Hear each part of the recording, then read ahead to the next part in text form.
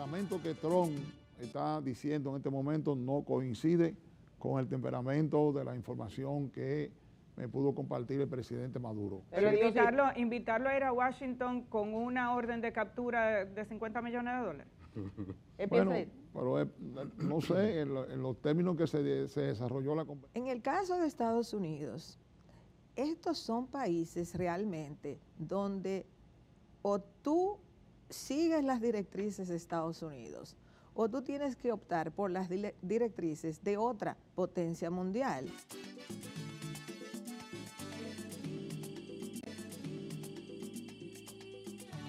Cada niña es diferente, pero cada diferencia es un amor propio. Somos diferentes a todas ellas, no debemos ser iguales. Somos igualitas como somos. No creo que ningún padre, ninguna madre, ningún familiar pueda sentirse o quedarse ausente de la indignación que genera esta situación y del dolor que deben estar sufriendo sus familiares por su desaparición así repentina. Cuando llega este gobierno en el 2020, yo le puedo decir que con el único plan que se llegó al sector salud fue con el plan de robarse a Senasa.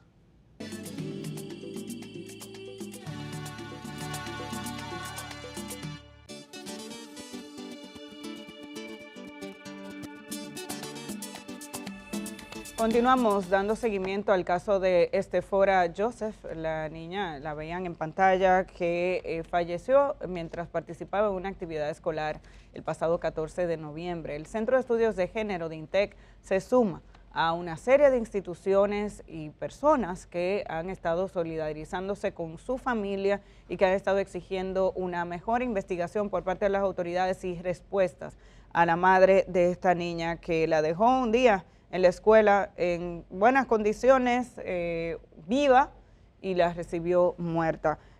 Ayer el Centro de Estudios de Género, a través de Decide del Rosario, que es la coordinadora, cuestionó el manejo que las autoridades educativas le han dado a este caso y criticó la falta de empatía que ha mostrado ante este caso. Afirmó que el Ministerio de Educación ha priorizado justificar el protocolo que se incumplió en lugar de lamentar la pérdida de esta vida. Con esas palabras se pronunciaba Desiree del Rosario. En adición a eso, quiero decir que justo ayer los abogados de la familia Joseph adelantaban que han recibido solo dos o apenas dos de los videos por parte del Ministerio Público, de los videos que habían en el centro vacacional de Los Caballos, la hacienda, donde ocurrió este hecho, y entienden, primero, tienen dudas por el tiempo que ha pasado para que se le entreguen esos videos.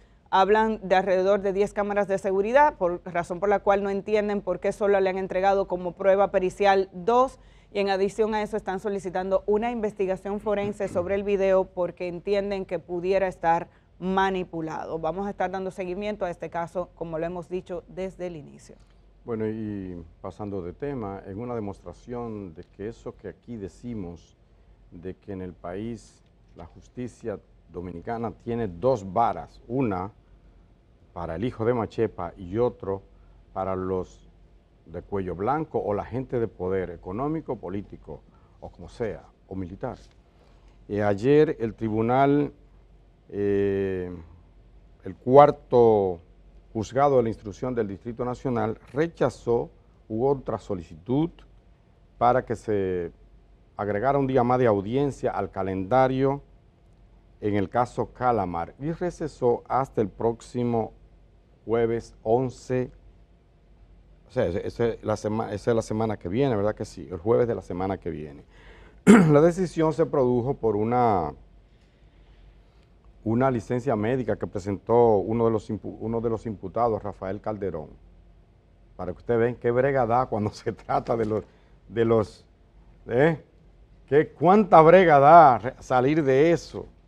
Una cosa buena que tiene Estados Unidos es que allá ya eso estuviera resuelto hacía rato, y en China ni se diga, ya en China no, se estuviera hablando de otra cosa, pero estamos en República Dominicana. El caso Calamar, como el caso Medusa, como el caso Coral, es decir, los grandes casos de corrupción, pues se van alargando, vamos a ver el Senasa, si no se diluye también en el tiempo, esperamos que no podemos permitir eso, porque entonces, ¿de qué vale tanta lucha? Eso por un lado. Por otro lado, y ya en el plano internacional, Amelia, ayer Estados Unidos emitió un comunicado en lo que es la continuación de esa ofensiva. Venezuela le llama eso terror psicológico, terror mediático. Bueno, pues ayer Estados Unidos lanzó una advertencia, eleva a la categoría 4 y pide a sus ciudadanos no viajar a Venezuela, una alerta de seguridad. Dice que la gente que en Venezuela están produciendo, hay un alto riesgo de detenciones arbitrarias. Vamos a ver el full, porque está... Pero lo pueden poner, tenemos. yo no se lo prohíbo para nada.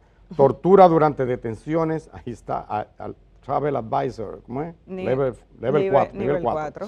Nivel 4, que es el más alto, rojo, precisamente.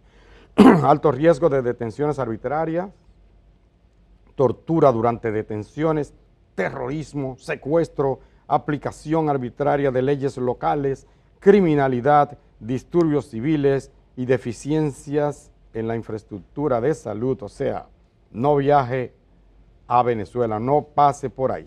Esa es la advertencia que hace Estados Unidos a sus ciudadanos respecto a Venezuela. Pero, ojo, brevemente, porque eso hay que ampliarlo con un psicólogo. Vamos a verlo. Este punto, para que leamos entre líneas. A mí me gusta leer entre líneas.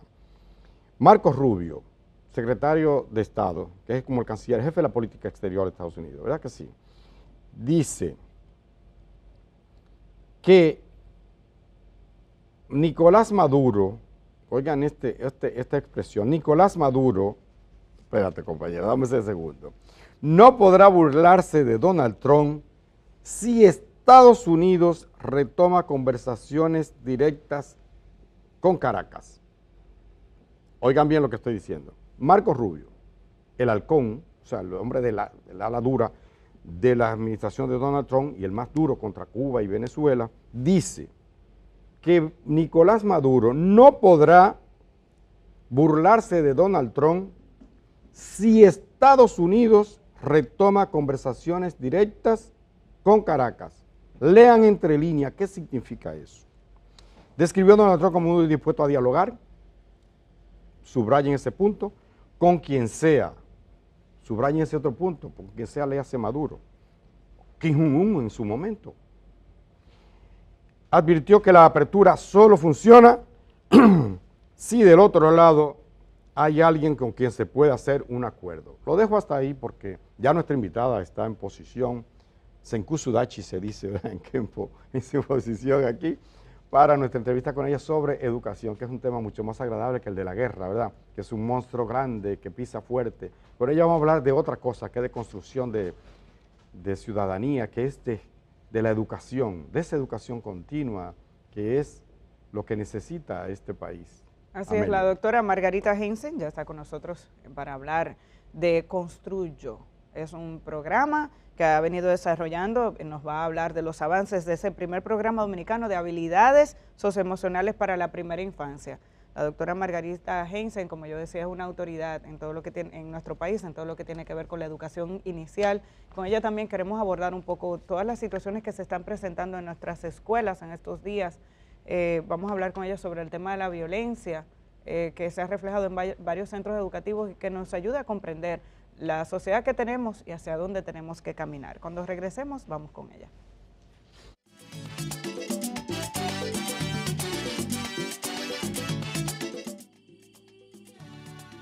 Los datos que tenemos son preocupantes.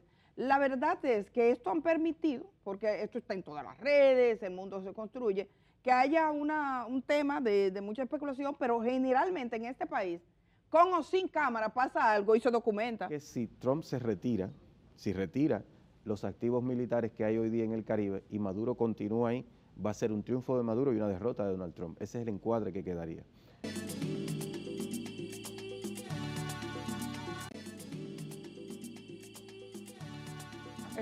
Estefora Josep. Eso es. Anota ese nombre.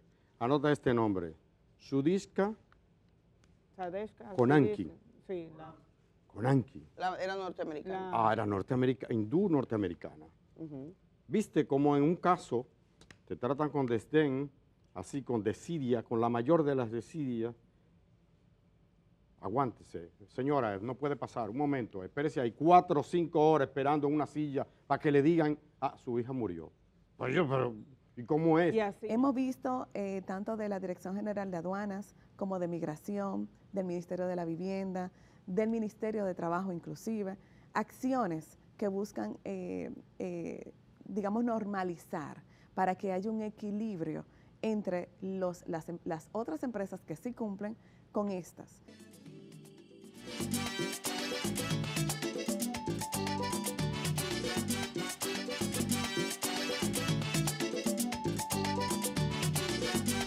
Mira, yo voy a hacer algo inusual. Yo le voy a pedir a nuestro director que enfoque el amplio. Para que vean no solamente quién es nuestra invitada, que lo habíamos anunciado ya, la doctora Margarita Jensen, sino que le hemos pedido, yo insistí en eso, dije, no, pero que traiga colores, que traiga parte de lo que ella hace con su trabajo.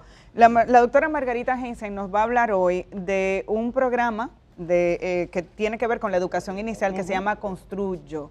Y yo estoy muy contenta de tener en mis manos todo esto. Mira qué belleza. Y mira parte de los libros aquí. Así es. Entonces, muy bien. Porque me remite no solamente a mi niñez, no solamente por la educación que tuve, sino porque mi madre es especialista en educación inicial. Entonces, uno sabe lo que significa para los niños tener la posibilidad de tocar cosas. Así que formalmente, muy buenos días. Gracias. Bienvenida al día y gracias por estar aquí en un viernes para hablarnos de este tema tan relevante. Y gracias a ustedes porque es un tema que me apasiona y un tema muy necesario e importante, no solamente en nuestro país, sino en el mundo. Un mundo que está un poco convulso y con muchos desafíos. Entonces, hablar de educación emocional o de aprendizaje socioemocional, como el término que se utiliza más en el lado de Estados Unidos, realmente es un tema que hay que poner sobre la mesa y que hay que incluir de manera intencional en nuestro sistema, en lo que es todo el proceso de desarrollo y aprendizaje de nuestros niños y jóvenes. Hay que hay que decir, porque con la emoción que le introdujimos, que la doctora Margarita Jensen es especialista en educación inicial. Es como yo había dicho al inicio del programa, es una autoridad en esta materia, en el área educativa. Y yo creo que ese es uno de los grandes desafíos que tenemos, comprender la importancia de la educación inicial.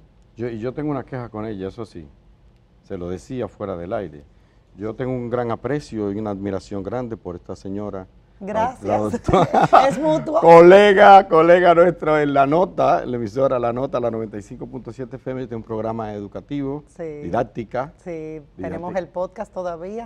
Con pandemia nos fuimos de radio. Sí, hombre, y entonces yo decía, tiene que retomarlo en medio de ese mundo convulso, ¿verdad? Y tanta confusión, tantos antivalores. Contenido de calidad como lo que usted hacía. Hay que seguir apostando. Hace falta. Vamos a retomar eso, doctora. Sí, seguimos con el podcast en las plataformas digitales. Sí, lo sé, pero yo digo la radio para que llegue a la gente. Doctora, la educación puede cambiar a la gente realmente, al ser humano, porque hay gente como que no cambia por nada, ¿o sí? Mira, es interesante porque como trabajo con muchos padres y educadores, yo siempre digo que nosotros tenemos un poder increíble. Nosotros influimos de una manera increíble. Cuando digo nosotros, todo adulto que forma parte de la red, ¿verdad?, que educa, donde aprendemos a relacionarnos y a convivir. El primer lugar es tu familia, ese entorno donde tú naces. Tenemos mucho poder, pero definitivamente hay muchos factores y elementos que entran en juego. Yo le digo a los padres, usted llega lejísimo, y a los educadores, pero hay una parte que es también la esencia de cada persona. Y entonces los padres se me quedan como, digo yo, sí, hay una parte que corresponde también al temperamento, a la personalidad de cada niño, y por eso es tan importante observar para intervenir a tiempo, prevenir cualquier posible situación que se pueda presentar. Y respetar esa individualidad también. Y nosotros estamos acompañando. Era como yo le decía a mis hijos, yo decía, mira, papá Dios me puso de mamá tuya, tengo que cumplir mi rol. Y así mismo estamos acompañando, estamos guiando, y nuestro rol es fundamental. O sea, definitivamente es crucial. Y la etapa de la educación inicial, ya tenemos muchísimas investigaciones, muchísimas evidencias de cómo es la base. O sea, ese cerebro está, no dejamos de establecer ¿A qué edad conexiones. empieza esa educación inicial? Desde, formal, porque desde que uno exacto, nace. desde que uno nace y desde que uno está en el te está vientre. educando, pero la educación inicial, digamos, de tú llevar un niño a un centro, ¿a qué edad debe comenzar? Y es muy interesante, se habla desde el nacimiento hasta los 6 años, pero es interesante eso que tú preguntas, porque muchas veces en los libros o en los documentos se habla de 0 a 2 años, pero hay muchas personas que no están de acuerdo con que se diga de 0, porque 0, imagínate, o sea, de 0 edad. Pero es interesante porque si tú preguntas en la calle, las personas dicen un cuido, y tú dices, ¿pero qué es un cuido? Ya se dejó de usar ese término y se habla de educación inicial, ni siquiera preescolar, porque se ve, o sea, como parte del proceso educativo, no como algo que es antes de, o que te prepara solamente para la escuela o para lo que es lo académico. Entonces, educación inicial se habla desde el nacimiento hasta los 6 años con diferentes modalidades, porque hay diferentes modalidades, como tú bien lo planteas, y ya vemos niños que se integran a centros de manera, vamos a decir, más formal desde los 45 días, y ahí... 45 días de nacido. Sí. Y ahí por eso se le llama mucho el cuido, pero se integran cada vez desde más pequeñitos, donde les ofrecen más que nada un espacio para cubrir esas necesidades básicas del niño, que incluyen también obviamente el cuidado, la atención. Doctora, yo tengo la ventaja, no, la bendición, digamos, de ser papá 5 veces. 5 veces. Ajá, así que yo... Toda una aventura.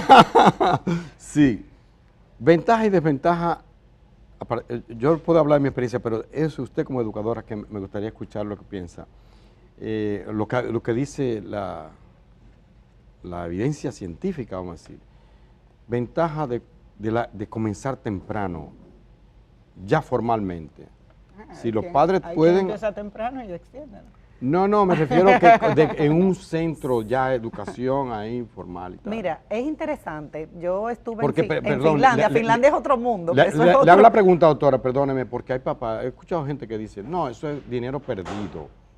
Incluso gente que puede pagar un cuidado o un preescolar, dice, no, eso es dinero perdido. Ahí la palabra clave, y te menciono Finlandia porque en muchos países la educación, vamos a decir ya formal, o sea, de integrarte a un centro, inicia a los 6, 7 años, o sea, se cuida mucho lo que es esos primeros años con la familia, con los padres, pero hay otra estructura. Entonces yo siempre digo, y lo dicen las investigaciones, la palabra clave es la calidad. Si estás en un programa que te ofrece un servicio de calidad, respetando, como dicen, ¿verdad?, en la Asociación Nacional de Educación Temprana, por ejemplo, de Estados Unidos, lo que es prácticas apropiadas al desarrollo del niño. ¿Qué significa esto?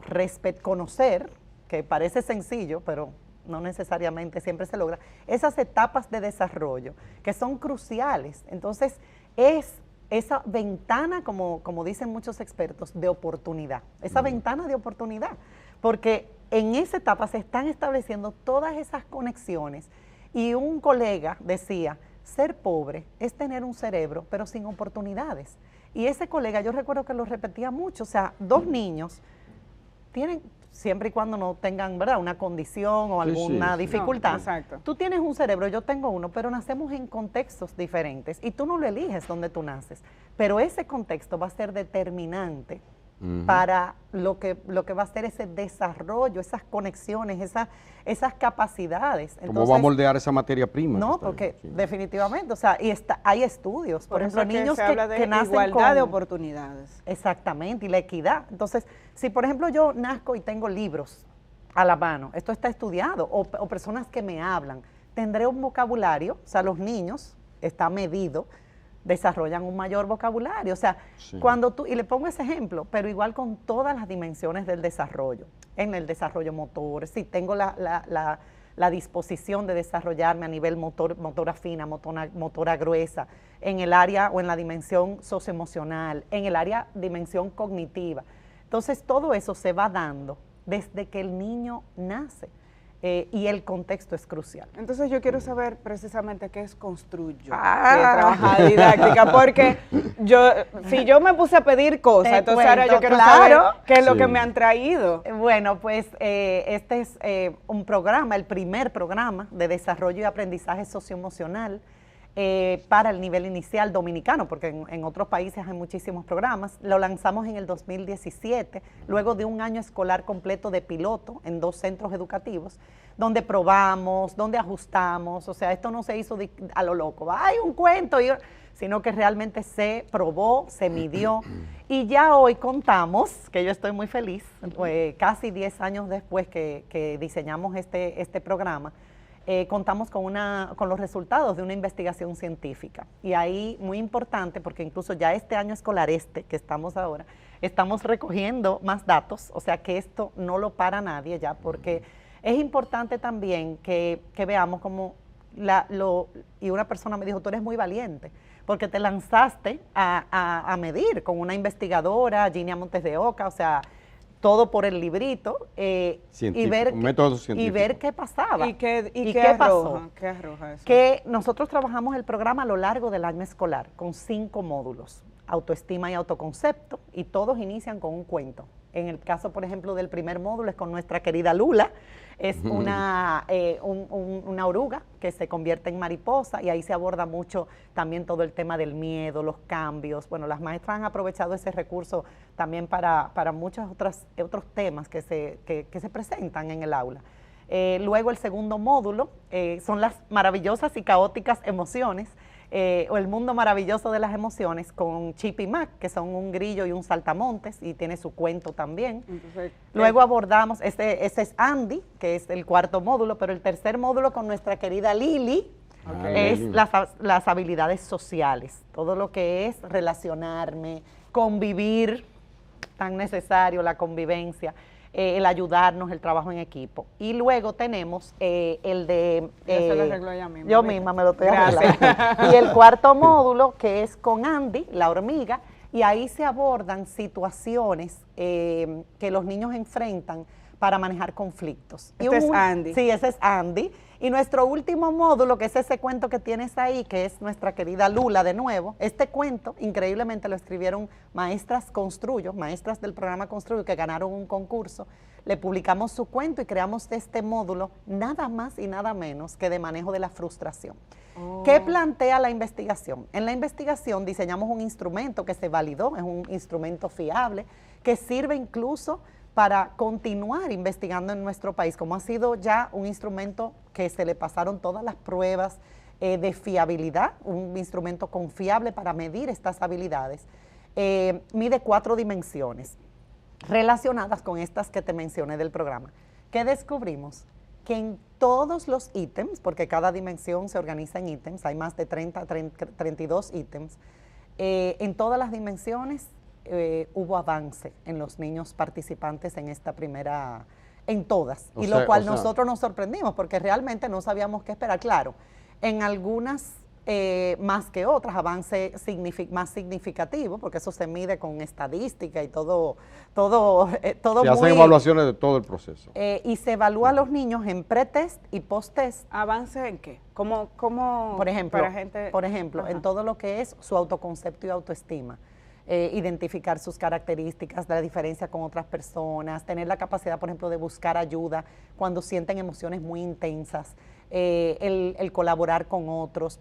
Una de las áreas, bueno, el área que mejor resultado tuvo, todas tuvieron avances. En todos los ítems se vio avance, lo cual es realmente, impresionante. Y esto te demuestra, igual como en otros países que ya hay muchísima investigación de miles de programas, confirmamos una vez más que hay que apostar a trabajar, y esta es la palabra clave, de manera intencional, porque estas habilidades se sabe que se aprenden. Hay un proceso de desarrollo, pero se aprende. ¿Y por qué es importante trabajar con eso de las emociones? O sea, ¿qué diferencia provoca en un individuo, un niño, que luego será un adulto, que se trabaje con eso? Porque uno dice, bueno, pero las emociones, cada personalidad es distinta. ¿Por qué decir que trabajar con eso? Y es interesante porque no es solamente, obviamente se habla de educación emocional, pero no es solo las emociones. Educación emocional abarca todas estas competencias que tienen que ver con mi relación conmigo mismo, mi relación con los demás, cómo enfrentamos desafíos, cómo tomamos decisiones. De hecho, hay un modelo que se usa en Estados Unidos que se llama CASEL. En Europa, bueno, hay muchos modelos, pero el de educación emocional de Vizquerra es uno de los más conocidos. Y coinciden mucho en que es un mundo muy amplio. ¿Por qué es importante trabajar todas estas habilidades? Porque ya hay evidencia de que no solamente mejora todo lo que es convivencia, previene la violencia, sino que también mejora tu desempeño académico. O sea, el tú integrar de manera intencional en la escuela estas habilidades, no asumir que la aprendemos por obra y arte de magia. Yo le pregunto a los padres y a los educadores, cuéntame, ¿cómo aprendiste a leer? Y me dicen, bueno, que si mi abuela, que si me dieron un libro. ¿Cómo aprendiste a multiplicar? No, con habichuelita. Alguien te enseña, hay recursos. Y yo le digo, ¿y cómo aprendiste a manejar conflictos? Y no hay un grupo que no se me quede y dicen, bueno, a la mala, tropezando, no, todavía estoy aprendiendo, o yo ni sé. Entonces, hemos dejado estas habilidades, y pongo un ejemplo de manejo de conflictos, pero son muchísimas habilidades socioemocionales, cruciales para todo, en el ámbito laboral, en el ámbito personal, en el ámbito familiar, en el ámbito social. Entonces, es importante entender que así como aprendemos a leer, así como aprendemos a multiplicar, a sumar, estas habilidades se aprenden. Hay un proceso de desarrollo, claro, que será más óptimo o menos óptimo dependiendo del contexto. Obviamente, sí. Obviamente. Sí. Doctora, yo la quiero felicitar por la pasión con la que usted habla de la educación. Yo le estoy mirando tranquilamente mientras María y usted conversan y digo, bueno, que esta mujer vive, sí, siente lo que... Es así, todo el mundo me lo dice. Sí, sí, se le nota el amor por eso. Primer programa dominicano, yo quiero resaltar eso, señores. Hay, como ella misma ha dicho, otros países que nos llevan la milla. ¿Por qué es importante que este programa tenga ese sello dominicano? Las características, las peculiaridades. Eso es una muy buena pregunta.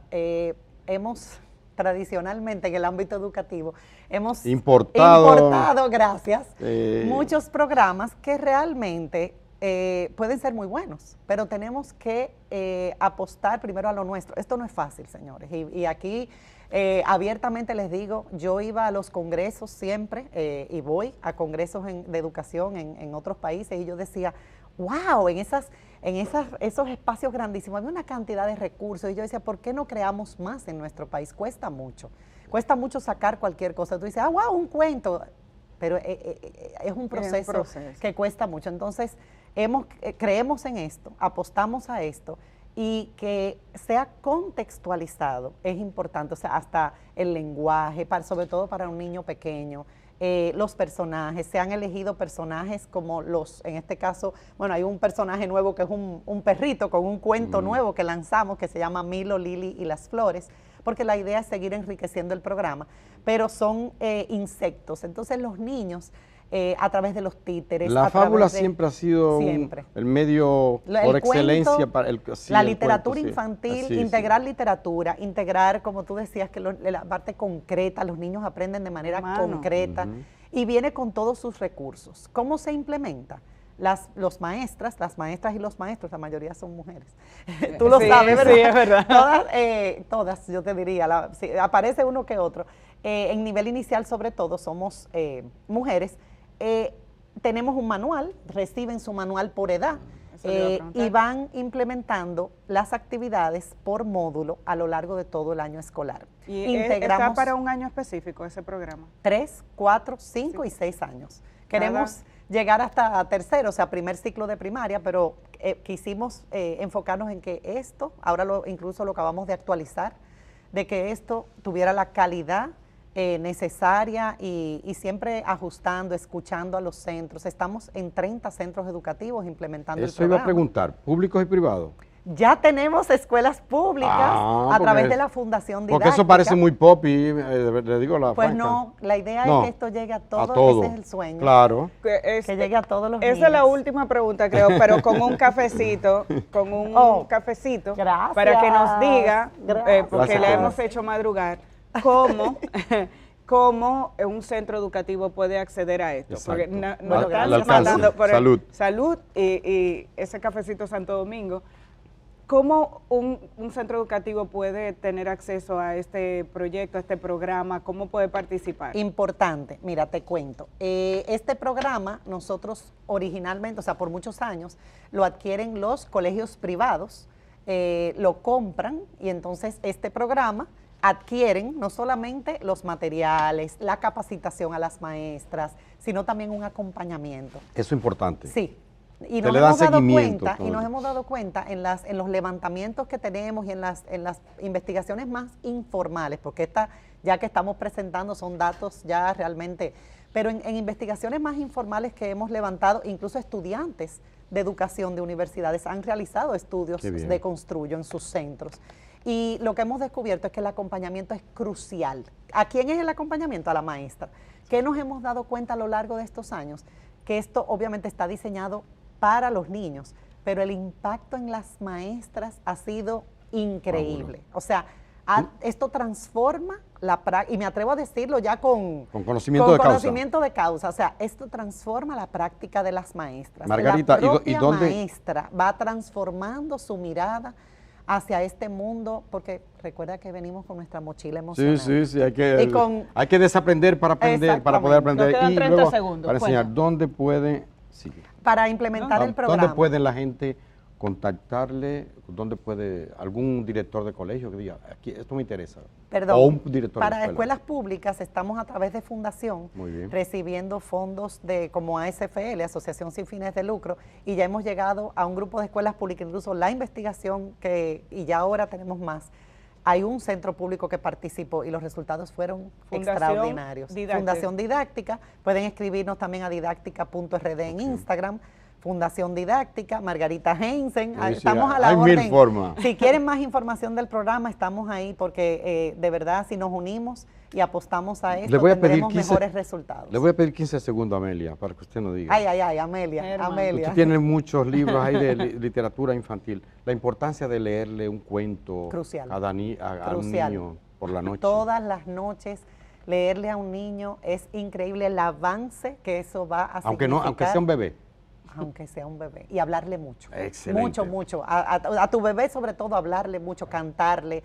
Eso es increíble en el cerebro y a nivel de lo que va a ser su desarrollo cognitivo y de lenguaje crucial. Gracias por esa ñapa. Yo creo que tengo una sobrina que me va a quitar trabajo si sigue. Ahora ella la que habla mucho. Muchísimas gracias, doctora. Gracias. Apostemos a la educación emocional. En didáctica.rd, Margarita Heinsen y Fundación Didáctica. Vamos a construir un futuro mejor para los niños y niñas de nuestro país. Eso tiene que empezar en la educación inicial. Muchísimas gracias. Cuando regresemos, vamos a conocer un proyecto interesantísimo, muy positivo, de una iglesia que viene trabajando con Ilumina el Mundo. Los mormones, como la iglesia de Jesucristo de los Santos de los Últimos Días. Cada fin de año habla de este proyecto y de verdad que es inspirador. No se lo pierdan.